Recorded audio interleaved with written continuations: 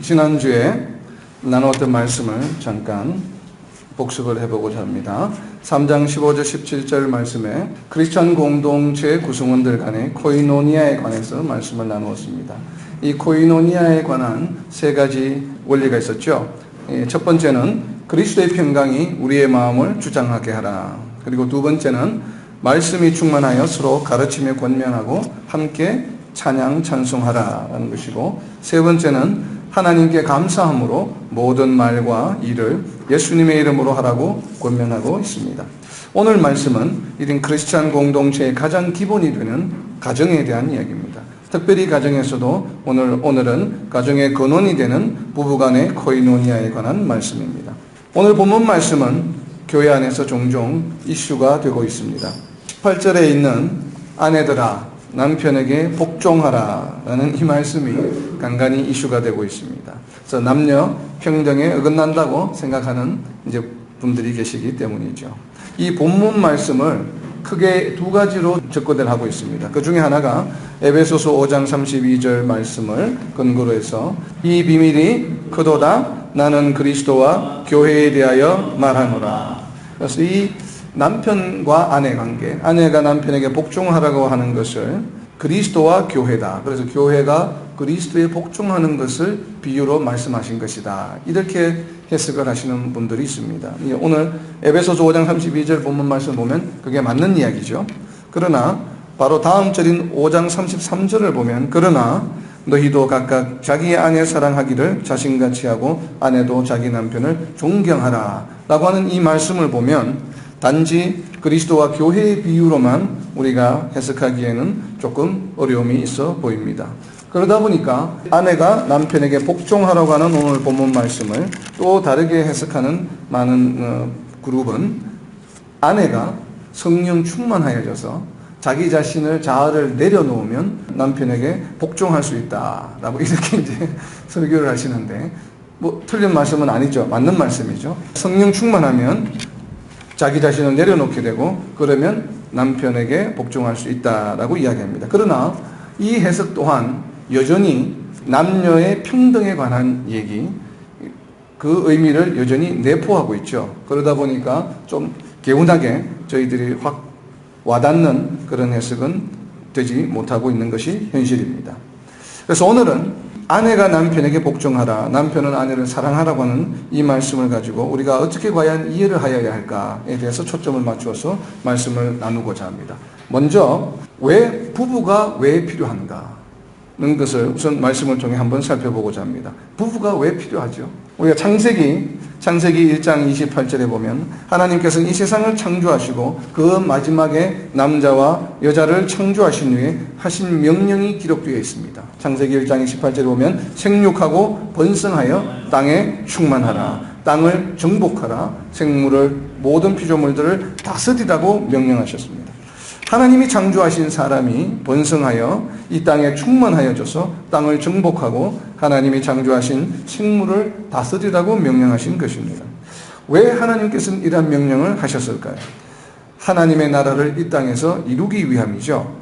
그럼 가장 첫 번째인 어떻게 하면 사람이 번성할 수 있나요? 사람의 양적 성장을 위해서 하나님께서는 특별한 기관, 조직을 만드셨습니다.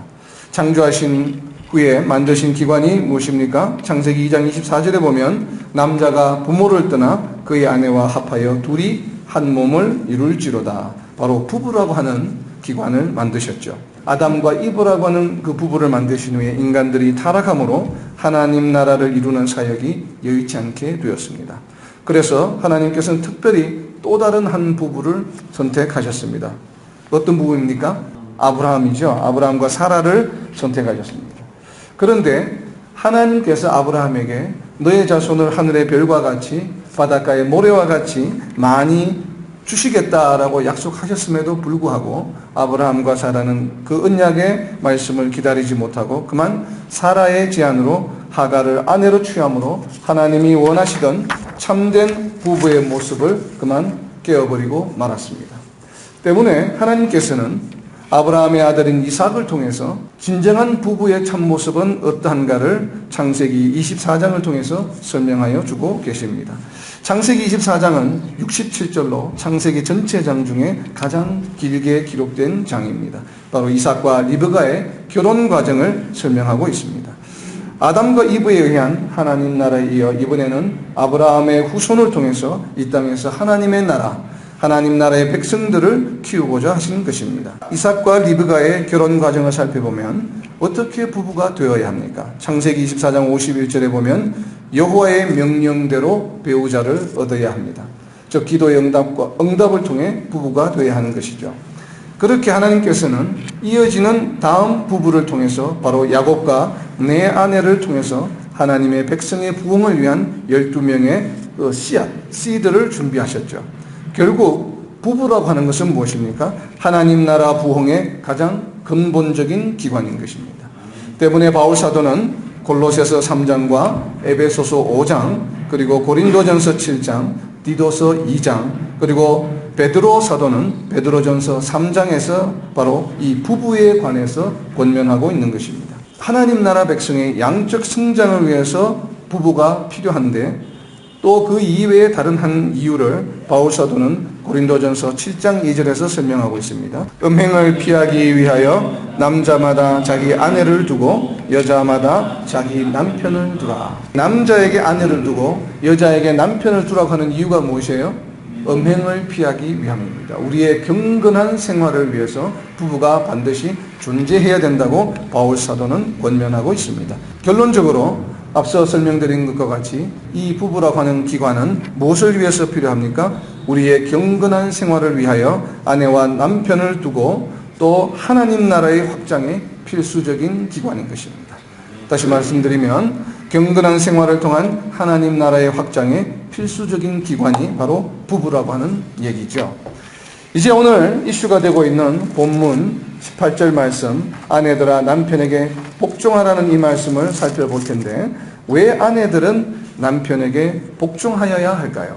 성경 구절 몇 구절을 직접 한번 찾아보겠습니다. 베드로전서 3장 1절입니다. 아내들아 이와 같이 자기 남편에게 순종하라. 이는 혹 말씀을 순종하지 않는 자라도 말로 말미암지 않고 그 아내의 행실로 말미암아 구원을 받게 하려 함이라. 왜 아내에게 남편에게 순종하라고 이야기합니까? 믿지 않는 남편을 어떻게 하기 위해서요? 구원하기 위해서.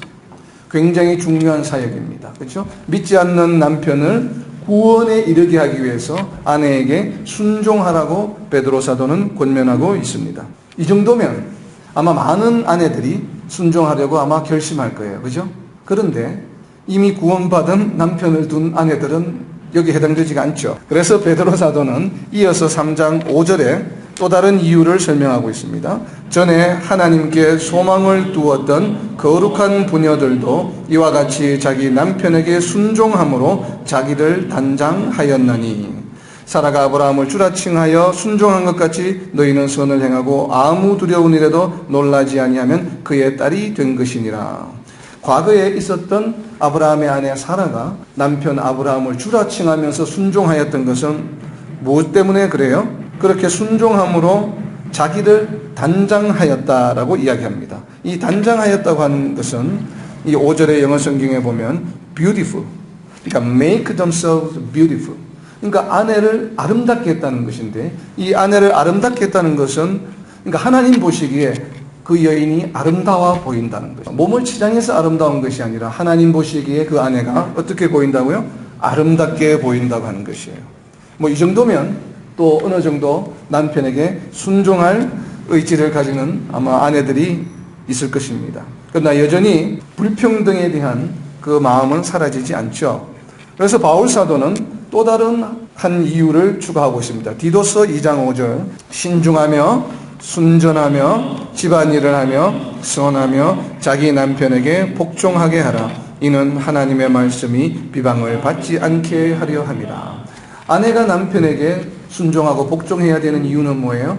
하나님의 말씀이 다른 사람들로 의해서 비방받지 않게 하기 위해서, 하나님의 말씀이 존중받기 위해서 아내에게 남편들에게 복종하라고 바울 사도는 권면하고 있습니다. 아내가 남편에게 복종해야 되는 세 가지 이유를 설명하고 있죠. 믿지 않는 남편을 구원하기 위해서.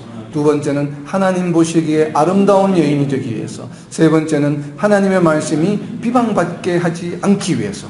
굉장히 중요한 사역들이죠. 세 가지가 다. 자, 이 정도면 이제 웬만한 아내들은 남편에게 복종하게 되겠죠. 그러나 여전히 그 마음속에 이 불평등에 대한 마음은 남아 있습니다. 그래서 이제는 좀 더 구체적으로 오늘 본문 말씀에 있는 아내들아 남편에게 복종하라고 하는 이 말씀의 그 복종이라는 단어의 뜻을 한번 살펴보고자 합니다. 후포타소라고 하는 의미인데, 이 후포타소라고 하는 단어의 의미는 어떤 열등한 존재가, 힘이 약한 존재가 힘이 강한 존재에게 굴종하면서 복종하는 것을 의미하는 것이 아닙니다. 이 후포타소는 순서에 따라서 누구 밑에, 누구 뒤에 위치하는 것을 말해요. 그러니까 순서를 이렇게 먼저 놓고 뒤에 놓고 하는 것을 말합니다. 그러니까 질서를 의미하는 것이죠. 이것은 어떤 사람이 능력이 부족하거나 열등해서 복종하는 것이 아니라 주어진 질서에 의해서 복종하는 것을 말합니다. 이 후포타사라고 하는 것은 바로 군대에서 사용하는 용어입니다. 그러니까 군대의 질서를 말하는 것이죠. 여러분, 전쟁 영화를 보다 보면 전투에서 용감하게 싸워서 성과를 거두는 군인들은 주로 누구에 보면 많은 군인들 중에 장교보다는 특등 상사들이 많죠. 이 하사관들, 그러니까 군 생활을 오래 하고 전쟁 경험이 많은, 나이가 많은 특등 상사라고 하죠. 그런 특등 상사들이 좋은 전과를 올립니다. 그런데 이 특등 상사들이 군 생활을 별로 하지 않고 갓 임관한 소위나 소대장들, 장교들에게 어떻게 합니까? 그 장교들의 명령에 복종하죠. 군 생활의 경험이나 전투를 치르는 기술이나 여러 가지 이 전략적인 면은 오히려 더 훌륭하지만, 그러나 전쟁에서 승리하기 위해서 모든 이 전투에서의 전략을 체계적으로 잘 질서 있게 수행하기 위해서 소대장의 명령에 어떻게 합니까? 복종하는 것이죠. 바로 이러한 의미의 단어가 바로 후포타소라고 하는 단어입니다. 이 복종이라고 하는 것은 전쟁에서 승리하기 위한 일사불란한 질서를 위해서 그 명령에 복종하는 것입니다. 이 복종에는 열등감이나 수치나 부끄러움이 없습니다. 뭐가 있습니까? 오직 승리를 위해서 그 질서를 따르는 것일 뿐입니다. 아내가 남편에게 후순위로 자신을 두는 것은 인격이 부족해서도 아니요, 능력이 부족해서도 아니요, 불평등으로 인한 것은 더군다나 아닙니다. 왜냐하면 하나님께서는 남자와 여자의 차별을 두고 있지 않다고 분명히 말씀하고 있습니다. 한 구절 찾아볼까요? 갈라디아서 3장 28절에 너희는 유대인이나 헬라인이나 종이나 자유인이나 남자나 여자나 다 그리스도 예수 안에서 하나입니다. 예수님께서는 예수님 안에서, 그리스도 안에서는 남자나 여자나 어떻다고요? 하나이다. 그러니까 여자가 열등해서, 아내가 열등해서 더 우등한 남편에게 순종하고 복종하라는 얘기가 전혀 아니에요. 그죠? 이것은 뭐예요? 오직 우리가 일상 중에 부닥치는 영적 전투에서 승리하기 위한 질서를 말하는 것입니다. 사탄과 마귀의 유혹이 판을 치는 이 세상에서 영적 승리를 위한 질서입니다. 하나님께서는 어떤 질서를 만드셨습니까? 에베소서 5장 23절에 보면 그리스도가 교회의 머리인 것처럼 남편이 뭐예요? 아내의 머리가 되는 질서를 만드셨습니다. 이것은 그리스도가 교회의 머리인 것은 교회의 모든 구성원들이 오직 한 방향, 그리스도만을 바라보고 하나가 되어 일사불란하게 함께 살아가는 것처럼 가정에서는 남편을 중심으로 하나가 되어 함께 살아가는 영적 질서를 말하는 것입니다.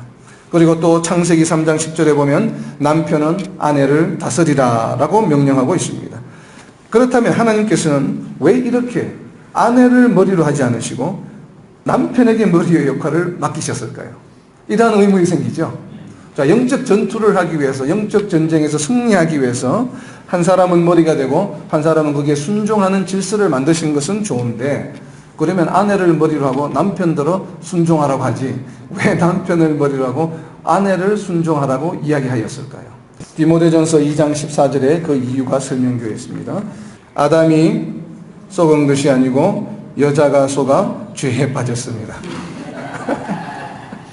자, 아담이 속은 것이 아니라 여자가 속아 죄에 빠졌다라고, 이 말은 여자를 핀잔하거나 책망하기 위한 말씀이 아니에요.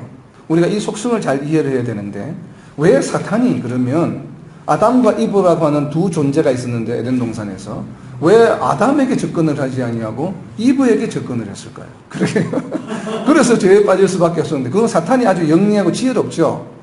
사탄이 판단했을 때는 아담보다는 이브를 더 잘 속일 수 있겠다라고 생각한 거죠. 그것이 바로 뭐냐면 하나님께서 아담과 이브를 창조하실 때 아담은 남자는 좀 더 이성적으로 또 이브는 좀 더 감성적으로 창조하셨다는 것이죠. 두 존재를 다 이성적으로 창조하든지 두 존재를 다 감성적으로 창조하게 되면 이 문제가 생기죠. 그래서 한쪽은 좀 더 이성적으로 하나님의 명령을 잘 수행하고 군대에서처럼 명령에 잘 순종하는 이성적인 판단이 조금 더 강하도록, 그리고 한쪽은 또 아이들을 돌보고 주변 사람들을 돌보고 봉사하고 사랑하는 이 감성적인 부분을 조금 더 예민하게 민감하게 하나님께서는 창조하셨다는 것이죠. 그러다 보니까 사탄이 조금 더 감성적이고 이렇게 조금 더 그 말에 잘 쏘가 넘어올 가능성이 높은 이브를 공격한 것이죠. 이것이 단순히 아담과 이브의 예뿐만 아니라 오늘날에도 보면 또 성경의 구약의 역사를 보면 많이 나타나죠. 아브라함이 사라와의 부부관계가 모범적인 부부관계가 깨어진 것은 누구에 의해서요? 사라죠. 사라가 하가를 아브라함에게 권했죠. 이것도 역시 사라에 의해서 그렇게 되었죠. 그리고 솔로몬 또한 어떻습니까? 많은 아내들로 인해서 결국 우상숭배에 이르게 되었죠. 그리고 또 이 북이스라엘을 보면 북이스라엘의 아합 왕조 역시 시돈과 두로에 있던 그 아내 이세벨에 의해서 바알 신앙이 북이스라엘에게 들어오게 됩니다. 북이스라엘에 있던 바알 신앙이 남유다로 전해지게 된 것은 남유다의 여호사밧 왕 때에 이 아합과 이세벨의 딸을 며느리로 받아들임으로 해서 이 바알 신앙이 또 남유다로 들어오게 되었습니다. 이 모든 것들이 이 여성들의 여자들의 그 감성 이러한 부분들 때문에 일어난 현상들이죠. 이는 오늘날 우리 교회도 마찬가지입니다. 어느 교회를 보나 저희 교회는 조금 독특하기 때문에 지구상의 유일한 교회이기 때문에 지금 남성도들이 많은데 대부분의 한국 교회를 보면 여자 성도들이 많습니다. 뭐 심지어 그냥 7, 80%가 될 정도로 많죠. 그럼 왜 그래요? 여자들이 가지고 있는 감성적인 문제 때문에 특성 때문에 하나님을 섬기고 믿고 예배하는 것들이 훨씬 강하죠. 남자들보다는. 그러다 보니까 교회 내에 여자들의 역할이 대단히 중요했습니다. 우리 교회사에도 보면. 그죠? 그런데 그러다 보니까 이 이단에 빠지는 확률도 남자들보다는 여자들이 높아요. 이 상당히 이단에 빠지는 다른 유혹에 빠지는 것들을 보면 여성 성도들이 훨씬 많습니다. 초대교회 당시에 로마 교회나 그 다음에 이 골로새 교회나 이 에베소스 교회 당시에는 뭐가 많았냐면 영지주의가 상당히 판을 쳤습니다. 그리고 이단에 대한 내용들이 많았죠. 초대교회 때는. 그러다 보니까 교회 내에서 여성 성도들이 이 영지주의나 이단에 빠지는 경우가 너무나도 많았습니다. 그러다 보니까 이제 이 바울 사도는 중심을 잡고 있는 남편들의 복종해라 라고 하는 것은 사실은 신앙적인 의미가 굉장히 강합니다. 그래서 영지주의나 이 이단에 빠지려고 하는 아내들로 하여금 남편의 의견에 남편의 명령에 복종하라고 하는 것은 바로 이 이단과 영지주의에 빠지는 것을 원천적으로 봉쇄하기 위한 이 바울사도의 권면입니다. 그래서 이제 그러한 기원을 가지고 있기 때문에 바울사도가 이러한 표현을 했죠. 그래서 결과적으로는 이건 뭐예요? 우리의 바로 영적 전쟁에서의 승리를 위한 질서를 위해서 아내들에게 남편에게 순종하고 복종하라고 하는 질서를 세우셨습니다. 하나님 나라 확장을 위한 부부 사역의 질서를 위한 것이죠. 이제 부부 사역의 두 번째 질서입니다. 두 번째 질서는 19절입니다. 남편들아 아내를 사랑하며 괴롭게 하지 말라라고 했습니다. 아내를 사랑해야 하는 이유는 무엇일까요? 아내는 남편에게 어떤 존재입니까? 아내를 사랑해야 되는 이유는 성경을 몇 구절을 좀 찾아보겠습니다. 직접. 창세기 2장 18절에 보면 아내는 어떤 존재예요? 돕는 배필입니다. 그리고 잠언 18장 22절에 보면 아내를 얻는 자는 복을 얻는다라고 되어 있습니다. 왜 아내를 얻는 자는 복을 얻는 것이 됩니까? 결혼하면 당연히 아내를 얻는데 누구나 다 결혼하는데 왜 아내를 얻는 것을 남편으로 하여금 복을 얻었다는 표현을 쓰고 있을까요? 이 지혜자는 그 이유가 바로 밑에 있는 19장 14절에 있습니다. 19장 14절에 보면 집과 재물은 조상에게서 상속하거니와 슬기로운 아내는 누가 주신다고요? 슬기로운 아내는 하나님께서 주시기 때문에. 슬기로운 아내를 남편이 자기가 잘나서 얻었다고 오해하시면 안 돼요. 집과 재물은 조상에게서 상속을 받는 것이지만 슬기로운 아내는 누가 주신다고요? 하나님께서 주시는 거예요.